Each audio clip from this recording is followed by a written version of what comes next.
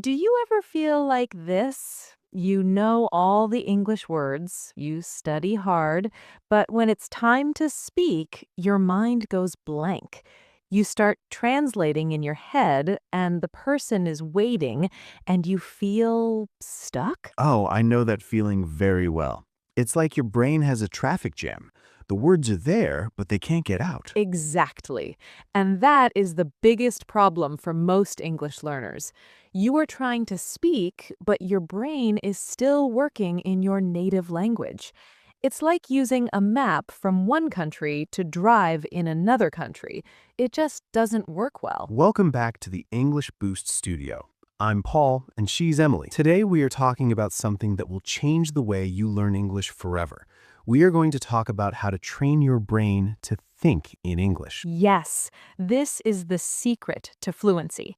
When you stop translating and start thinking directly in English, your speaking becomes faster, smoother, and so much more natural.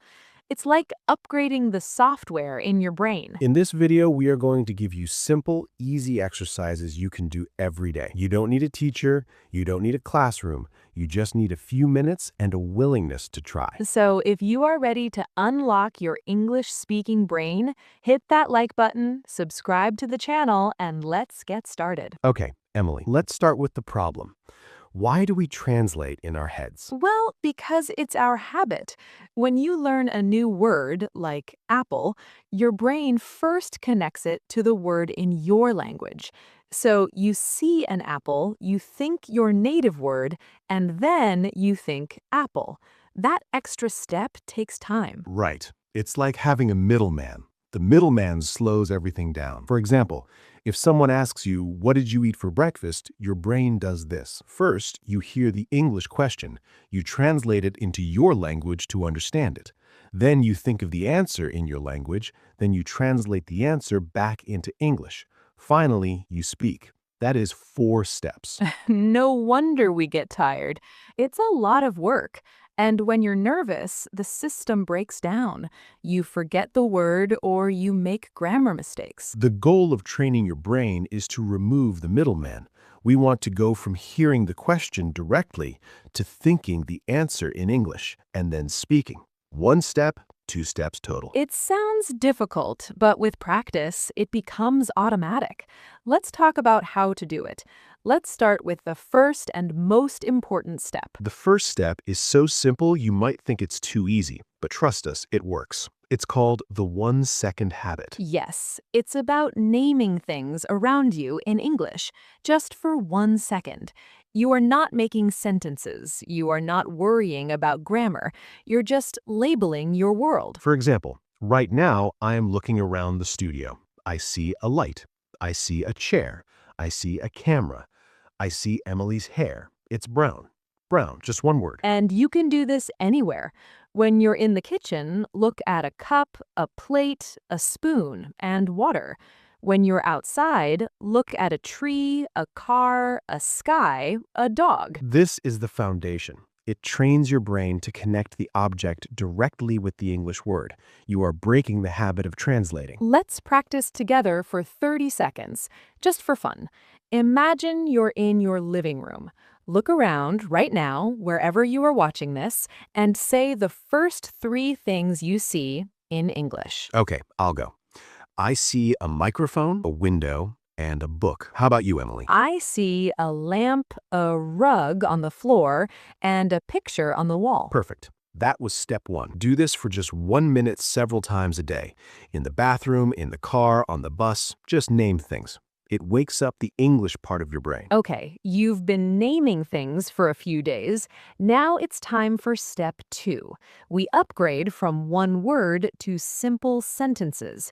We call this narrating your life. This is my favorite exercise. It means you become the narrator of your own life like you're in a movie, but you use very, very simple English. Don't try to be Shakespeare.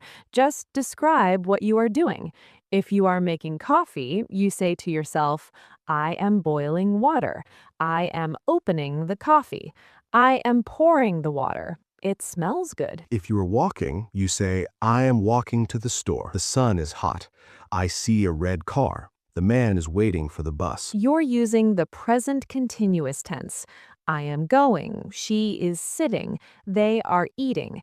It's a very common tense, and by narrating, you practice it naturally. And the best part is, you're doing it alone. No one is listening. You can make mistakes. It's just practice. It's like a musician playing scales. You're training your mouth and your brain to work together. Let's do a quick example. Paul, imagine you're cooking dinner. Tell us what you are doing most simply. Okay, I am chopping an onion. Oh no, my eyes are watering. I am stirring the soup. I am adding salt. Perfect. See, it's just telling the story of your life moment by moment. Do this for 5 minutes a day, while you brush your teeth, while you get dressed.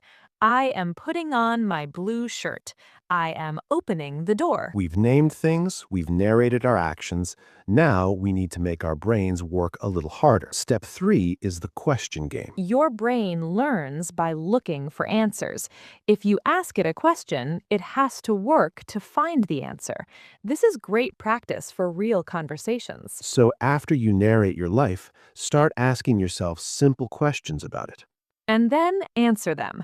For example, if you are in the park, you ask yourself, what color are the leaves? Answer, the leaves are green.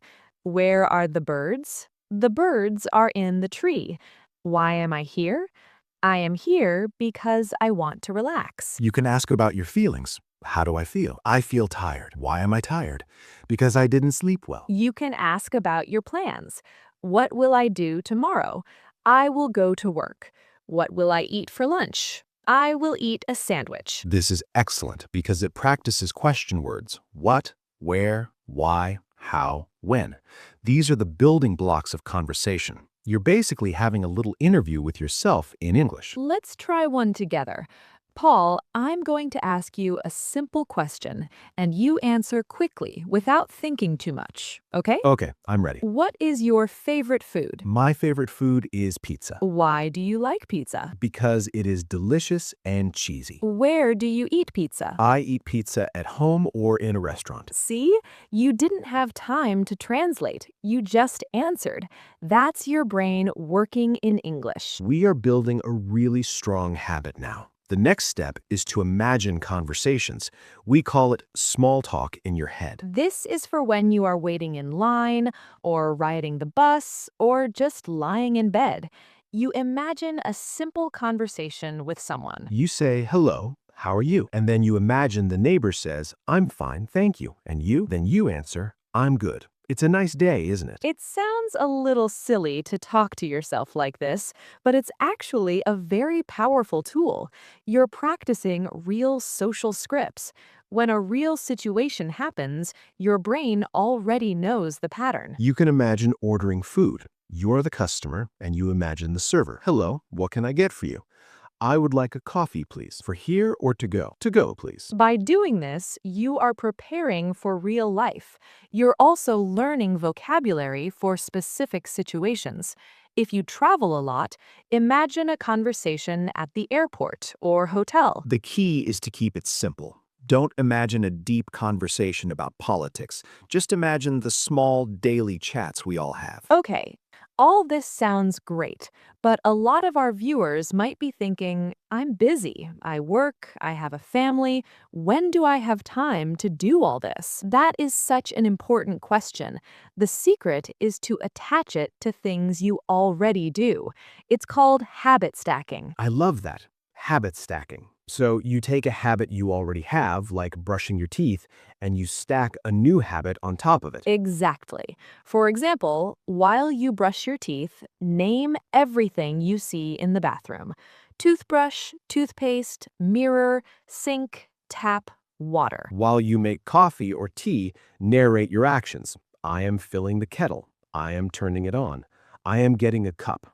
I am pouring the water. While you wait for the bus, play the question game. What time is it? Where am I going? Why is the bus late?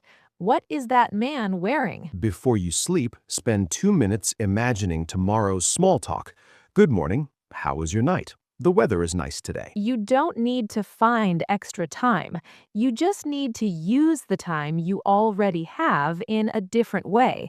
Instead of just thinking in your native language while you do these tasks, you switch to English. Start with just one of these times, maybe just the coffee time. Do it for 1 week. Then add the bus time. Small steps build big habits. Before we finish, let's talk about a few common problems learners face when they try to do this and how to fix them. Okay, problem number one. I don't know the word. You're narrating and suddenly you want to say curtain, but you forgot the word. You get stuck. Solution? Don't get stuck. Don't stop and think for 2 minutes. Just describe it in a different way. You can say, the thing on the window. It's made of cloth. It blocks the sun. You're still thinking in English. You're just using simpler words. Great tip. Problem number two. I make grammar mistakes. I say I go when I should say I went. Solution? Don't worry about it. For now, just focus on getting the words out. The goal is fluency, not perfection. Grammar will improve over time as you listen and read more. For now, just keep talking. Problem number 3. My brain hurts. I can only do it for 2 minutes. That's a good sign. It means you are working a new muscle. If you go to the gym for the first time, you get sore. Your brain is the same. If it hurts, take a break. Switch back to your native language for a bit, then try again later. 2 minutes is a great start. Don't try to think in English for hours. That's impossible. Just do short, frequent practices. Your brain will get stronger over time. So, let's do a quick review of the steps we talked about today. 1. The 1-second habit. Name things around you. 2. Narrate your life. Describe your actions in simple sentences. 3. The question game. Ask and answer simple questions. 4. Small talk in your head. Imagine simple conversations. These 4 steps are your workout plan for your English brain. If you do them every day, even for just a few minutes, you will stop translating. You will start thinking in English.